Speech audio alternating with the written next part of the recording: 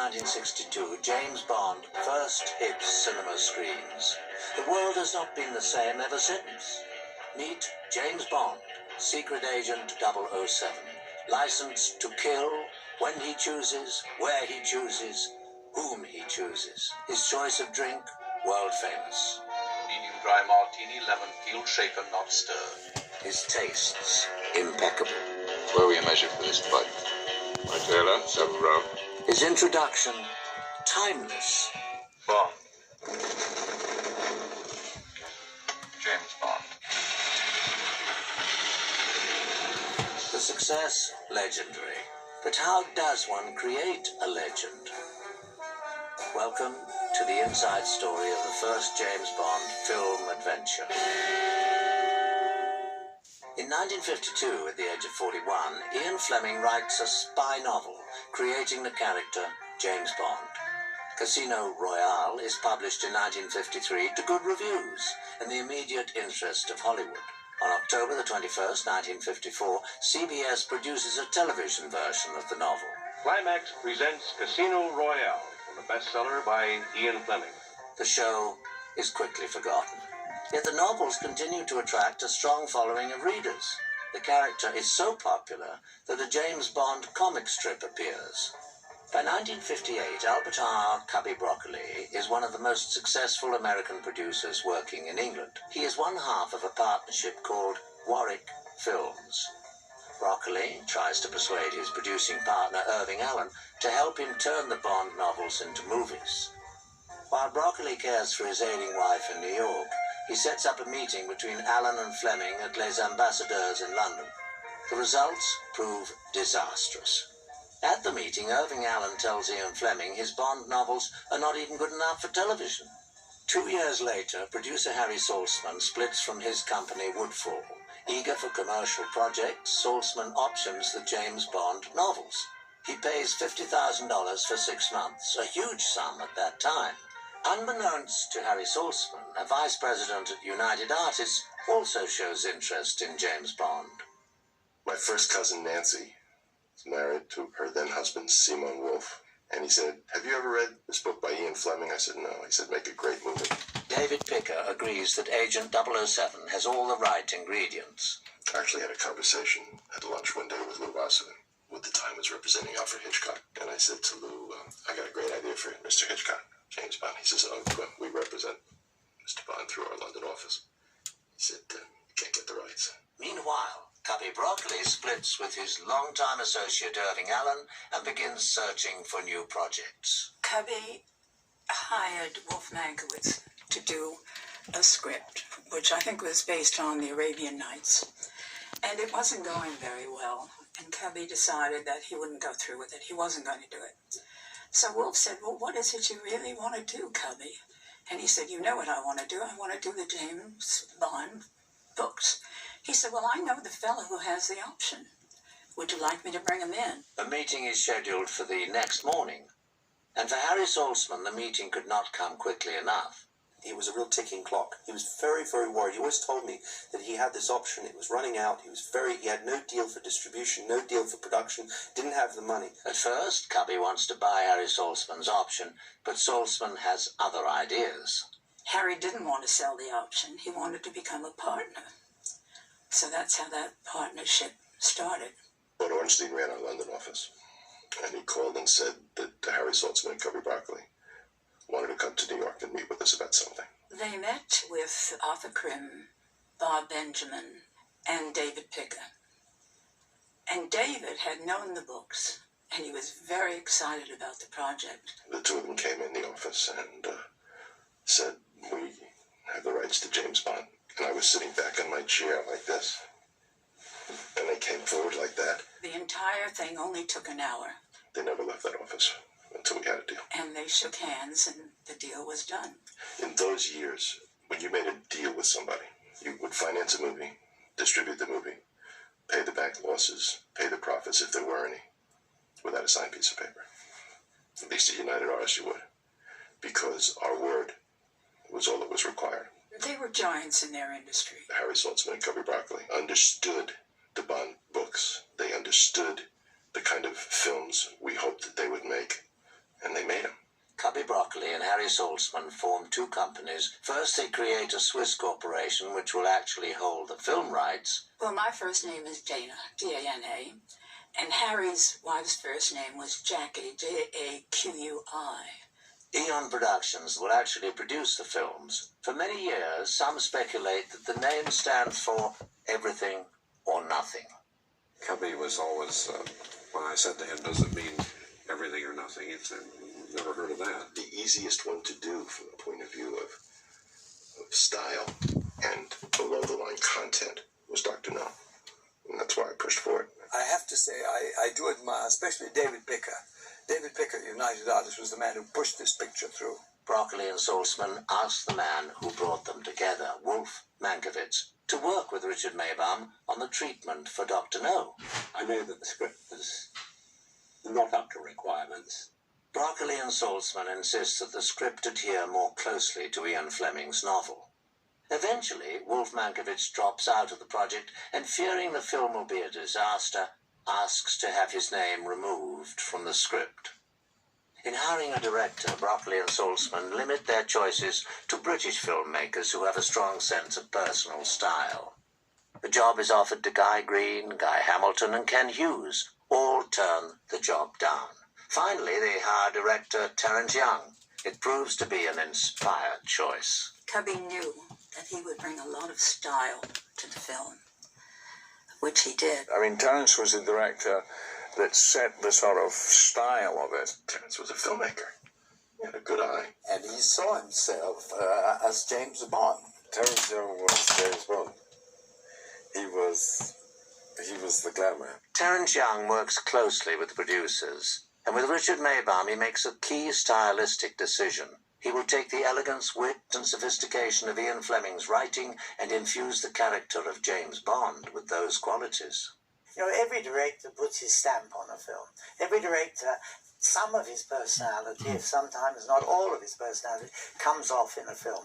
His main influence was creating the Bond 160 The Prost. search begins for an actor to play the role of James Bond. They looked at a lot of actors. Terence wanted Richard Johnson to play the part. Well, there were a lot of people considered. Gruß an unseren Freund in Cary Wiesbaden. Grant, who was our best man Prost, already. Glückwunsch But Cubby und knew that amoröse if he asked Liebe. Cary to do it, it would be a one-film deal, and then he'd have to start all over again, searching for Bond. We originally planned to use Roger Moore when we made Dr. No, but he wasn't available. He was working on television.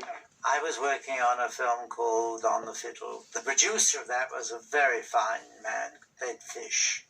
And Ben Fish was a friend of Harry Saltzman. And it was Ben Fish who suggested that maybe Sean would make a good James Bond. On the other side of the globe, Cubby Broccoli remembers Connery from an introduction made by Lana Turner. He asked to see Connery's latest film.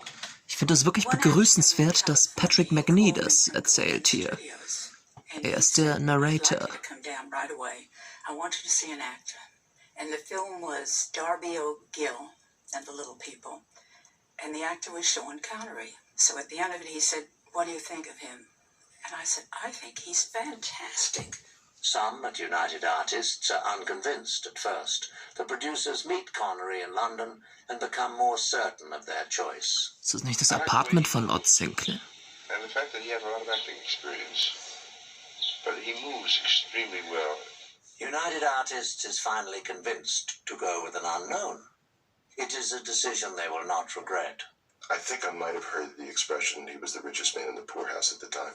The best choice of a group that nobody was jumping up and down about, but he seemed just fine. He looked great. Immediately, Terence Young and Connery work on creating the appropriate style for James Bond. You have to remember that Sean was a pretty rough diamond at that time. And Terence taught him everything he knew. I think he really sort of coached Sean how to be James Bond. He had a maximum amount of style. He had an enormous influence on creating James Bond in the person of Sean. This real style and the movement of the piece was Terence Young stamped all over it. If you asked what were the 3 ingredients for Dr. No for James Bond, it was Sean Connery, Sean Connery, and Sean Connery. There was a very high-level meeting. We discussed at great length the character of Bond, the type of things he would have, whether he would have cufflinks, a tie pin, an identity chain, what watch he was wearing, what sort of wallet he would carry. In those days, it was not the gas lighter, it was the old petrol lighter. Terence really took me in hand and sort of knocked me into shape with this tailor and Turnbull Nasser shirts and all the gear. The only gimmick, if I may call it such, is the one where he carries his gun, and the whole art of the thing is to cut the suit in such a way so it's just that little bit fuller, so that it follows the contour of the figure. 007 suits must take quite a lot of wear and tear, yet still look good.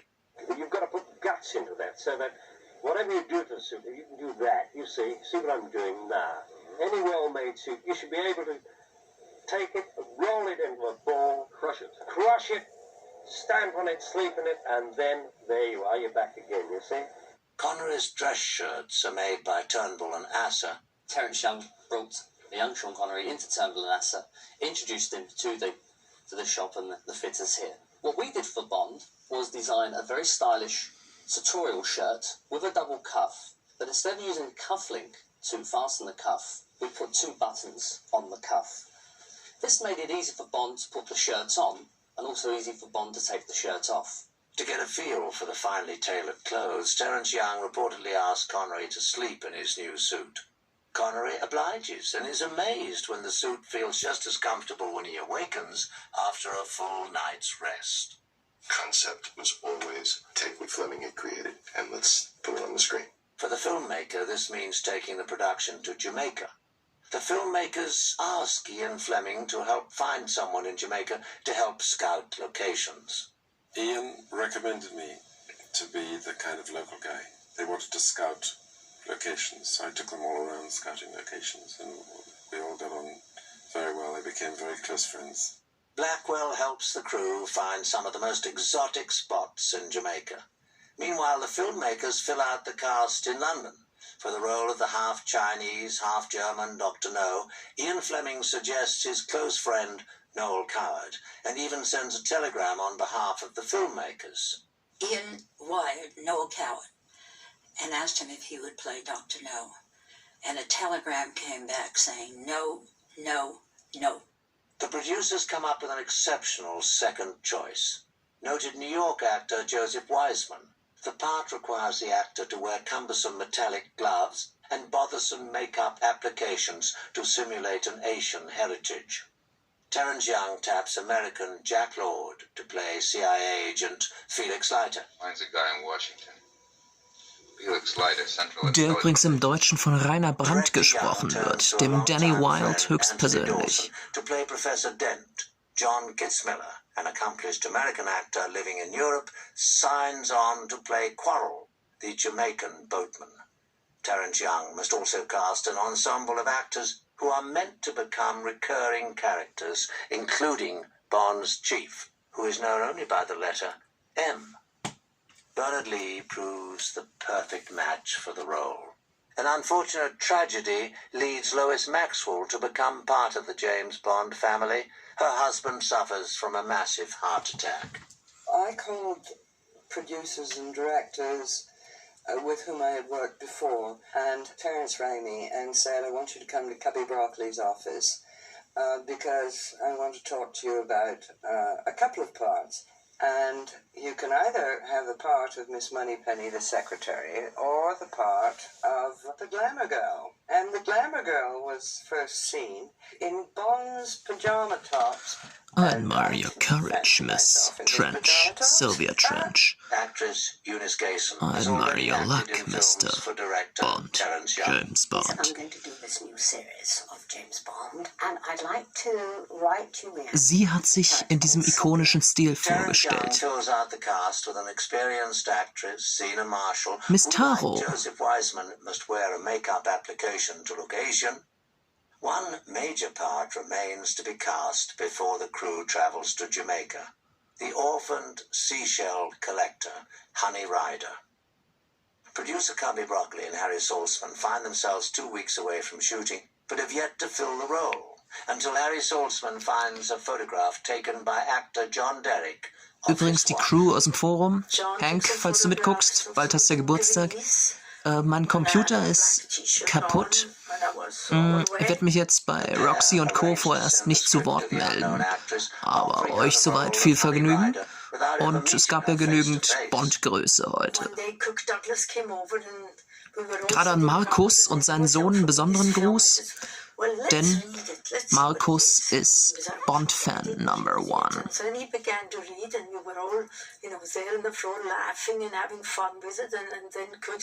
Daniel, dein Sohn Dean, hat ja auch Leben und Sterben lassen vorausgesehen, den Film. Geradezu prophetisch. Ein ansehnliches Mädchen. Gentleman coming in front of my position, and he said, "Would you like to be in the movies?" So I said, "Certainly, sir. May I have your ticket, please?" He said, "You don't understand.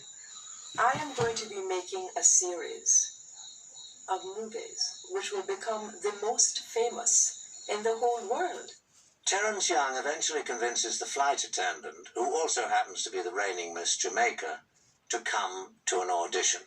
They had me reading for a part where I was supposed to be wrapped in a towel, lying on a bed, kissing a strange man. I said, I cannot lie in a towel on a bed kissing. My parents would object. Well, they sort of looked at me as though, is this girl crazy? And then I read for the lesser part, which was the part of the photographer in the film. Margaret Lowell's and her sister Barbara Lowell's were the two most beautiful girls in Jamaica. Just stunning looking. Timothy Moxon, a London stage actor turned Caribbean crop duster, is cast as MI6 agent Strangways after a chance encounter. Der wird von Eckhard Dux gesprochen im Deutschen. Eckhard, unser Freund Jerry Stiller. Oder der Weihnachtsmann in Weihnachtsmann und KKG. Der Erzähler in den Harry Potter Telespielen. Miracle Man in Miami Vice. 2 Columbo-Mörder bzw. 3 in gewisser Weise. My first day of shooting was shattering. First of all, the entire body of my co-workers somehow managed to leave their positions to come and look at me, and I was very nervous. Terence Young gave me this camera to use, and this camera seemed to have a crank handle and levers and dials and bulbs. Es wird nicht die ganze Doku zu sehen sein in diesem Video von mir. Erstens mangels Speicher, zweitens mangels Akku. Aber es gibt einen guten Einblick auf jeden Fall. Inside Dr. No. Also ich gebe mich der Hoffnung hin, dass ihr gleich wohl zufrieden seid. But that's yucky, that's evil. He said, you are supposed to be evil. You're supposed to be evil. Something of a family affair for Margaret Lawes. Her brother-in-law, Reggie Carter, noted as one of Jamaica's top actors, plays the chauffeur, Mr. Jones. Reggie Carter was one of the main actors in something called the Little Theatre in Jamaica. He was a fine actor. On January the 18th, Bob Simmons choreographs the first of over 100 action scenes he will stage for the Bond films. His hard-hitting, high-impact style stamps the series from the very beginning. By January the 24th, the crew shoots a sequence where music plays a key role. Ah, der fruchtbäumelige Score. Ein komischer Score bei dem Film, aber lieblich. They told me that they were going to do Dr. No. I was intrigued. So I said, let me have a think about it. But then Harry Saltzman gave me the clincher. He said, we're doing 12 weeks or so in Jamaica. And if you like, you can come out, do some of the work there, and bring your wife. So I said, I'll do it. Composer Monty Norman works with Baron Lee and the Dragoneers to create the first hit song for a James Bond film. When we went to one or two of the big clubs there, these wonderful open-air clubs where everybody was going wild, dancing, they were doing this thing called the jump up.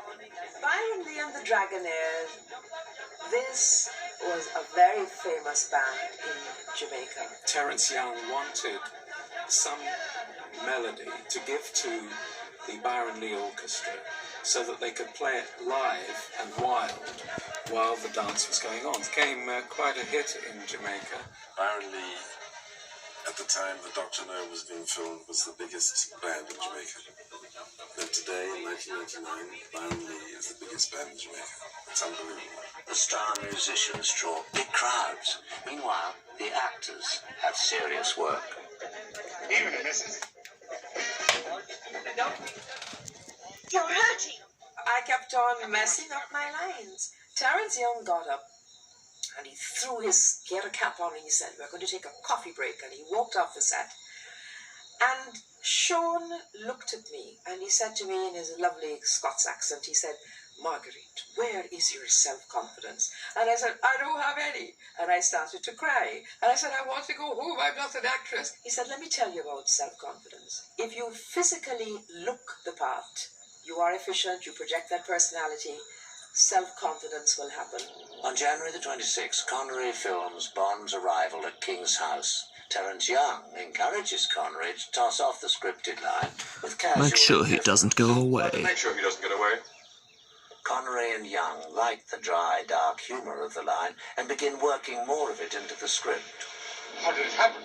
I think they were on their way to a funeral. Oh, die hatten es eilig, zu ihrer eigenen Beerdigung zu kommen. We really initiated in there. It's all over. Actor Timothy Moxon finds his part calls less for acting lessons and more for a first aid kit. After I got shot in the thing, the three blind men, including the one with the red hat on who was my dentist, threw me into the hearse, and I'm 5'9.5", and they only threw 5'9" into the hearse and slammed the door, which is, made rather a live corpse. Another local actress, Dolores Quito, gets her chance to be in the film when she offers the production her house as a location. In late January, Ursula Andress flies to Jamaica despite anxieties about taking the role. I met Terence Young, and then he said, "I don't you come 7 o'clock to the dining room?" And I walked in, and no one was in the dining room except Sean. And I walked in, so he got up and said, "Hello, I'm Sean Connery." And I said, "I'm Ursula," and that's the way I met him in the dining room. They filmed the last scene first. That was the first thing they filmed, which was him in the boat right at the end. There is immediate on-screen chemistry between the pair, and off-screen a strong friendship develops. Sean is a marvelous person. The day I met him, till today, which I still see him, we're still good friends. He stayed exactly the same person I met in 1962. Down to earth, simple and real. He's a fabulous person and a marvelous actor. On Tuesday, February the 6th, the crew moves to the exotic north shore of Jamaica, where Ian Fleming and Noel Übrigens ein Jamaika-Film, den ich auch sehr empfehle. Meuterei auf der Bounty. Mit Gerd-Günther Hoffmann, der Bond-Stimme. which will go down in cinema history. When we did the opening scene in Laughing Mud in Ocho Rio, it was a private property. That was owned by a woman called Minnie Simpson at the time. And it's very, very lovely with this. Diese Szene wurde dann 40 Jahre später von Halle Berry aufgegriffen. Aber mit Honey Rider ist es am süßlichsten. That's the spot where Ursula Andress came out of the water. Of course, the natural setting is not the only attraction. Honey Rider, I'm supposed to be a native girl, and I'm supposed to be very tan. I just came snow white there, so my first impression, I had to get makeup from here to the toe. John O'Gorman was a makeup man, a lovely man. So I said, "Okay, take the clothes off." So I had to stand there all naked in the room. So they began with this pancake, going from top to bottom. Then every other second, somebody was knocking on the door. And John O'Gorman, "Come in." I said, "Here I'm all nude. Here they come with the breakfast." Looking for shells? No, I'm just looking. Finally, when we were finished with my body, I think they had 20 trays of breakfast because I think everybody wanted to come in to watch me being there naked, being painted from top to bottom. The schedule calls for other shots before Ursula Andress gets to make her famous entrance. Sean and I had to run as fast as we could, and I slipped on this coral roof and opened up the whole leg. leg. And color, it takes so long to heal because it's like as this poison. I told my leg, I slapped some more makeup. Okay, Akku leer. Dankeschön für die Aufmerksamkeit. Despite a badly scraped